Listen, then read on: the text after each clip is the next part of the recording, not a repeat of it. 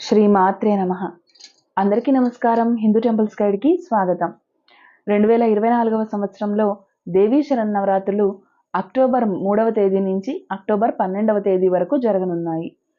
ఏ రోజున ఏ అవతారం అమ్మవారికి అలంకారం చేయాలి, అమ్మవారికి ఏ ఏ ప్రసాదాలు నివేదన చేయాలి అనే విషయం ఈ వీడియోలో మనం తెలుసుకుందాం. దేవీ శరన్నవరాత్రులలో రెండవ రోజు ఆశ్వీజ శుద్ధ విదియ 2024వ సంవత్సరం అక్టోబర్ నెల 4వ తేదీ శుక్రవారం.